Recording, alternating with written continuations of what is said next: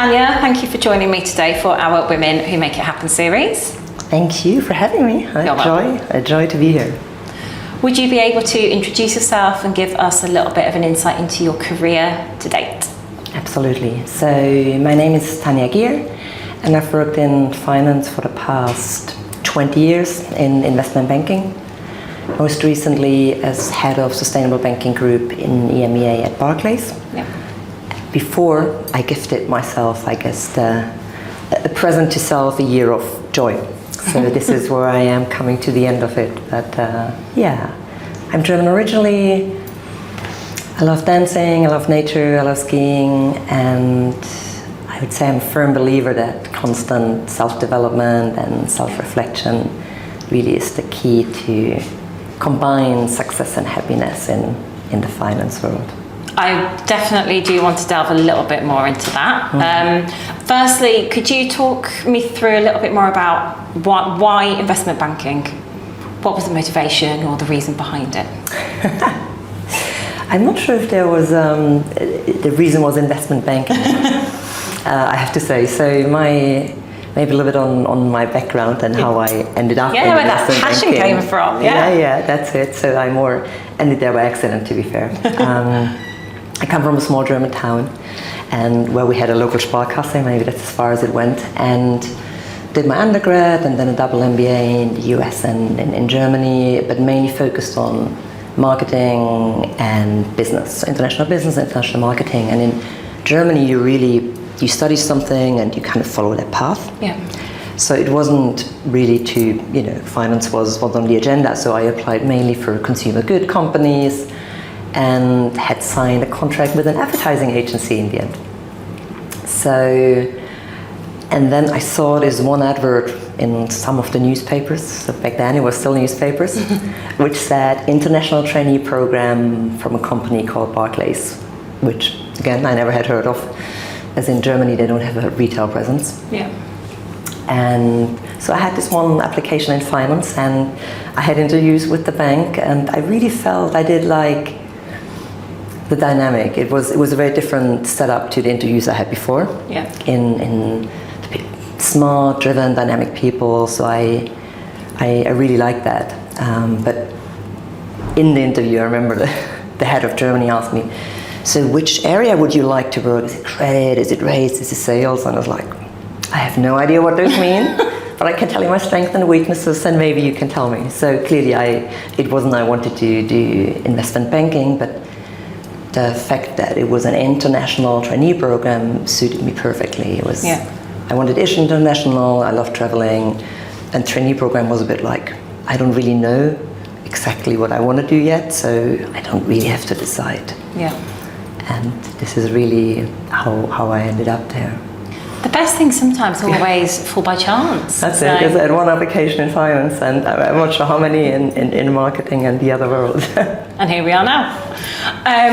How did you kind of navigate those 20 years then within Barclays in investment banking? Obviously, it's more TradFi compared to some of the fintech institutions now. But what was it about the bank that really inspired you to basically remain in the industry? And I think when I started, we have to say Barclays was pretty small, right? In a way, it was before we bought Lehman. So in Frankfurt, it felt, and I said, it felt dynamic. And in the interview, the guy said, "I'm Omar." Like in Germany, unsaid, it's Mr. and Mrs. It's kind of like, there was really this dynamic. And the idea, and I could always go back to marketing. And I love learning new things. So I thought, I'd give it a try. Yeah. And I think that really kind of was the way in. And then as I progressed, I started in covered bonds. Back then it was a trendy product, and built it out internationally. And you come out of university, you fly around the globe, you got your BlackBerry, very exciting, you were sitting on the trading floor, you flew business class back then. So it kind of had an excitement to it. And that lasted until about 2008. When I moved to London in 2006 to move into covering financials, our own treasury and the Nordics. And again, I thought it's nice to have a few years abroad and take this opportunity. Yeah. until then, I guess the financial crisis hit. And you have to say, since then, covering financial has been always super interesting, because they were in focus in the financial crisis, so there was a lot to learn in a very quick time, and seeing how a system shifted. Then it was the European sovereign crisis. So a lot of crises kept it quite interesting in that space. And then I always checked in between. After about 10 years, I asked for a sabbatical to kind of reassess. It was 10 years on, do I still like this? Do I still want to do this? And as you said, it's not a fintech, and asking for a sabbatical was a little bit like, so what is it? What is your problem, Tanja? But it ended all up when we spending, we had a wonderful time in Brazil, learning to kite surf, and then I went ski season. And I came back and decided, I still like it. Yeah. And I do think it's super important. For me, it was always, we spent so much time in finance at work, so you need to like what you do. Yeah. And then I continued on the path and made MD. That is always a big thing in finance. And again, came to a point about 5 years ago when I felt, is it still interesting? And I've been doing the same thing, and still some crises, but you knew the crisis by then. And I always was interested in sustainability. Mm-hmm. And again, I started to look into that privately, went back to study a bit, did a CFA in ESG and Cambridge certificates, and loved what I did. And I was lucky, it was a very big topic in 2020 around that time. Yeah. So in the midst of COVID, I had the opportunity to set up a team within Barclays, and called ESG Advisory team. And again, that was fun. That was a little bit like a startup within a big investment bank. So kept it interesting. Yeah. And it was a blank sheet of paper, and it was a bit like build that out and really connecting valuation to sustainability, and not just as a nice to have, but how can you really show there's value in it. And it's like this little startup, but without taking the risk. So best of both worlds. That was the best of both worlds. So I guess a long-winded way of saying, for me, things shifted and turned, that it always stayed interesting. Yeah. So and then last year they combined. The team was built out globally, and we had it, across the globe, and then we combined it beginning of last year into one big, I guess, sustainable banking group, which then, I had it in EMEA, and that was also aligned with my about 10-year anniversary after the last sabbatical. Oh, really? So here we go, 10 years later, I decided maybe it's another good time to reassess and change. I think you probably deserve it, Tanja, again. That's it. So I, after a year in Costa Rica, Bali, Egypt, learning everything that has nothing to do with banking and finance, I came back on Monday. So here we are. Very the next 10 years, and we will see. Yeah, well, let's see where things take you. So I'll have a few conversations, so we will see. I think what's really interesting about that is you taking the first one, you took that time out to kind of reevaluate and ask for the sabbatical, which I know it gets afforded to long-term tenure, but you took that out to reevaluate, came back, gave another 10 years to them. And I think what's really good to see is that you went and did a qualification, and I'll come back to the self-development point, but you did that qualification in sustainability and set up from a greenfield, the sustainability ESG team. So I think that's a really powerful message as well. Just take some time out to reevaluate, and yet also if you follow your passions, and if there's something that you like doing, because you never know how a company can support you to do something slightly new. It was a big learning for me as well, because I've done, you're in the same bank, and sometimes you need to assess. Yes. Are you still here because it's cushy, or are you still liking it? Yeah. And then coming into the sustainability ESG advisory was on the banking side, all around M&A, IPO, which again wasn't my expertise, and sustainability.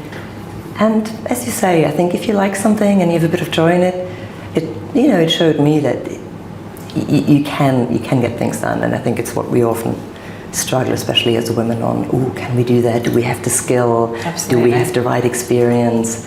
And here we go.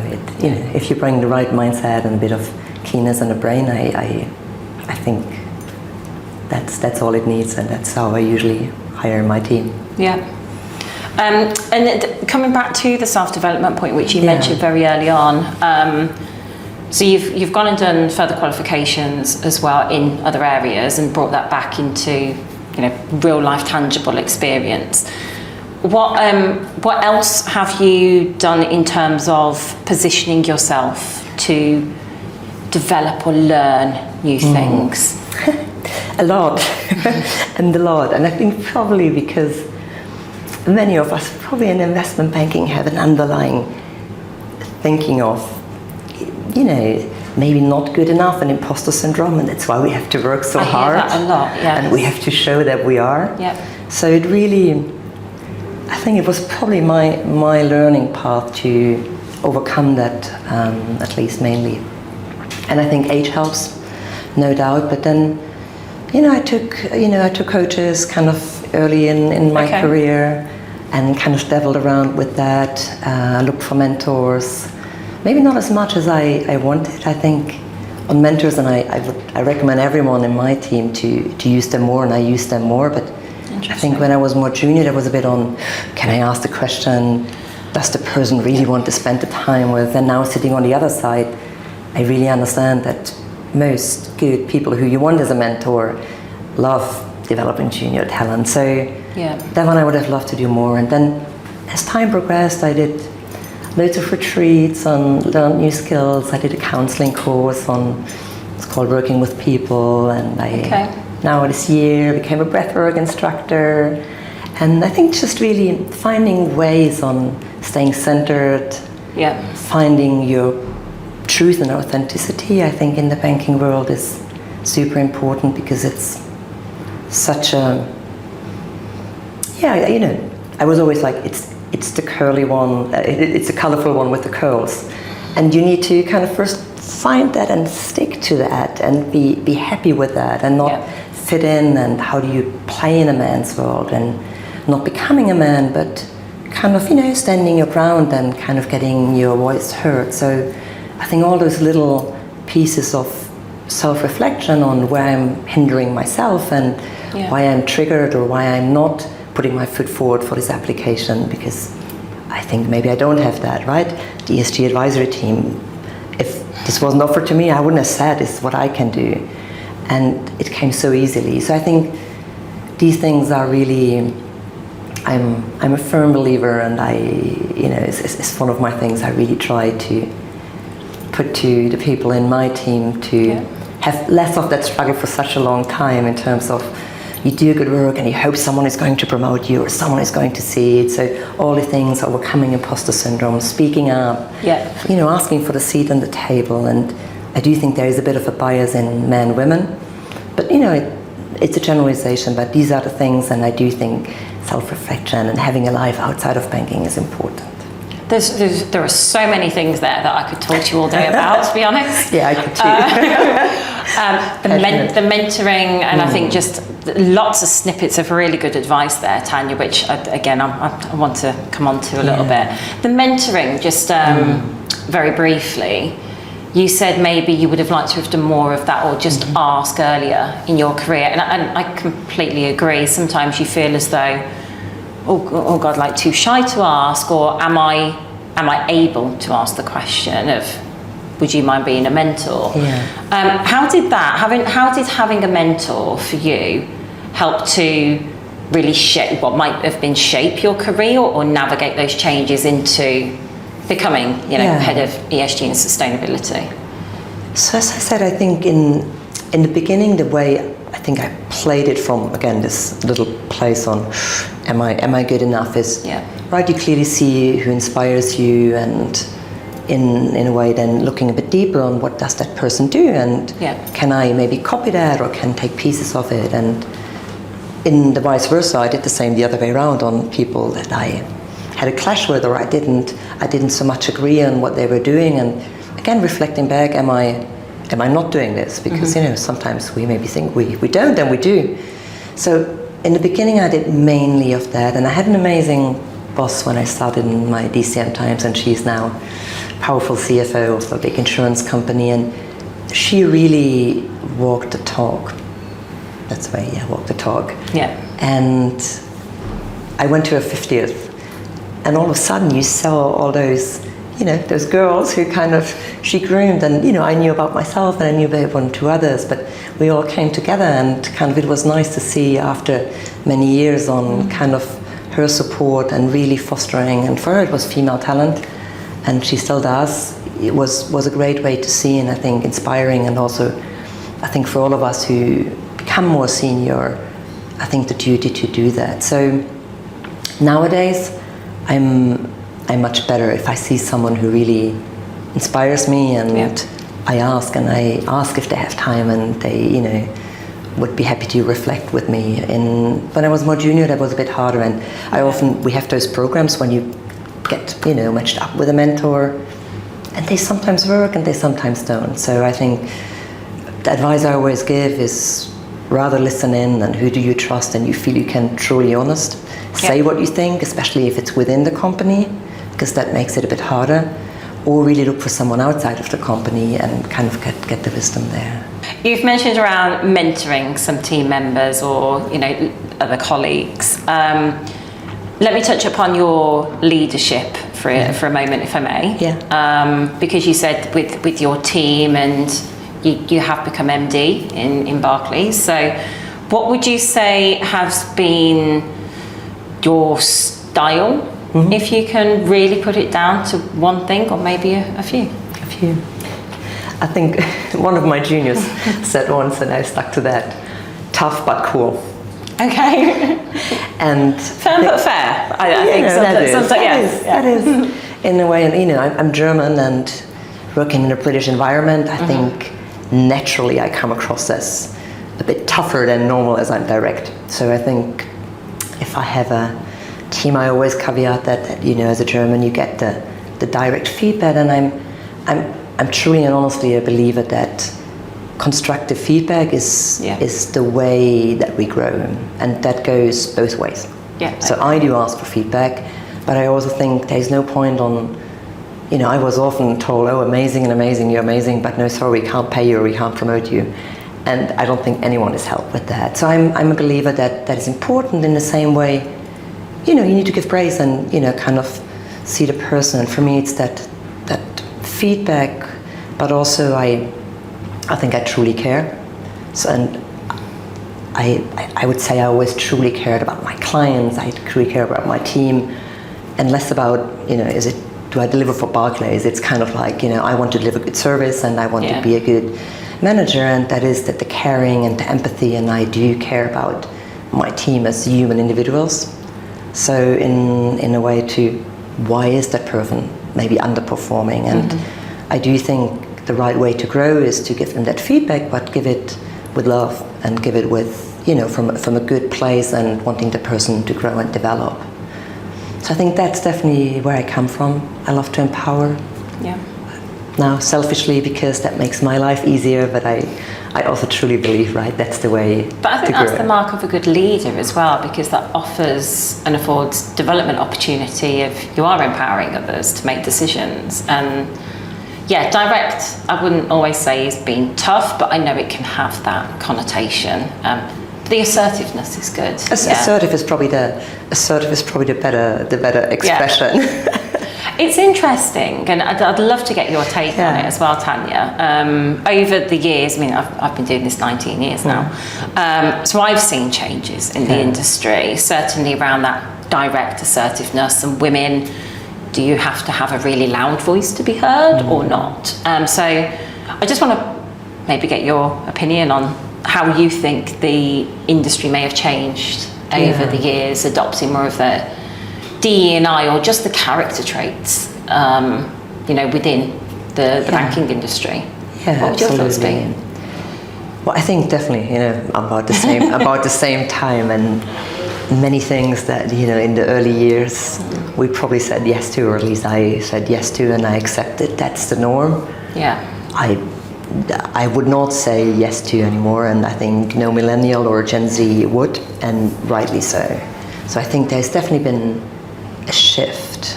There's also been a shift, I guess maybe we see a bit more female representation. That said, it's still a small number, and I very much feel that's not on the hiring level where we usually do well. I sat on many hiring and diversity committees, but it's kind of how do we get this diverse talent throughout the ranks that they feel they have to belonging, right? All of, whatever minority group you're in, what you're different, but how do you get in? So that has definitely, I think definitely have made progress in that way. I think we've seen a big change also. COVID was a big change. I do think it was very interesting because that gave so much more flexibility to, again, a world like big investment banks, not fintech, where maybe we're a bit flexible on, no, we're here 5 days a week, nothing else works, to get the flexibility. And especially for the younger generation who maybe don't see the job for life and have a, look more on what is my impact and how do I want to live my life. It was interesting when we got people back into the office that the younger generation was very hesitant, whereas the older ones, and I still do agree a bit on that, we're kind of, seeing the benefit on in-person meetings and to have a chat at the coffee station on what's happening in a way, because you don't get that when you're just having Zoom calls, this informal chat. So I think COVID definitely kind of gave it another change. And then looking ahead, I think, we're again up for big changes. I looked at this, I think the World Economic Forum does the Future of Jobs report, and unsurprisingly we had big data, AI kind of as the core skill, but then everything else was really much more on the human side, on keep learning, creative thinking, resilience, which I think is a big one.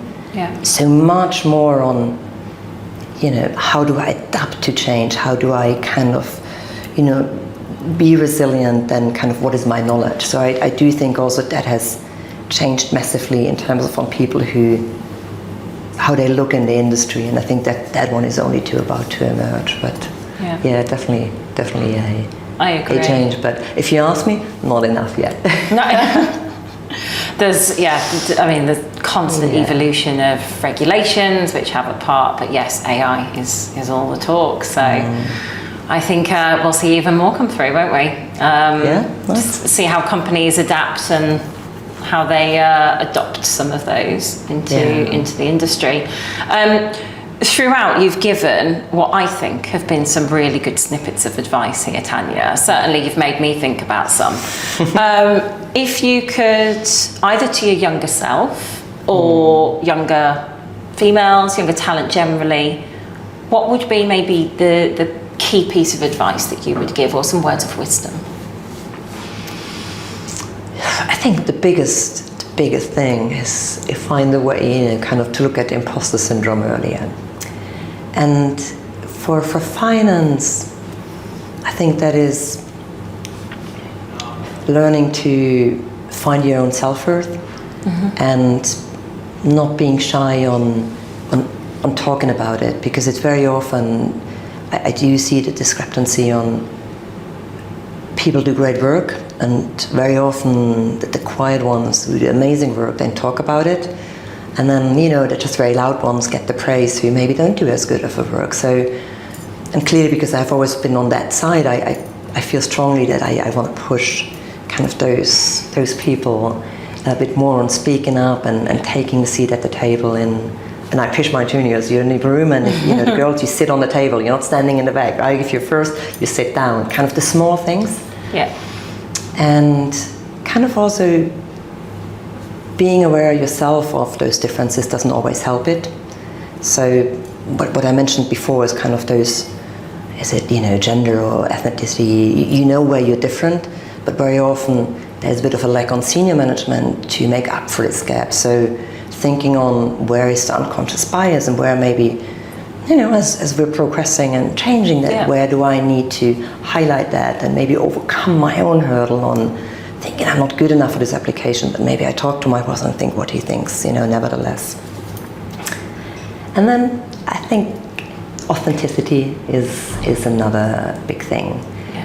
And there is, I think, the development there we have seen much more, but I always ask my team, what is your USP? And it took me a while, kind of, right? What, there's the marketing background, but what are you, it's with clients, it's within the firm. Yeah. What do you want to be kind of known for, right? And everyone is different. You might be, the technical geek who has always the best ideas, or you're the person who always feels when something is needed, or you're just best with numbers. Whatever it is, you find your own way.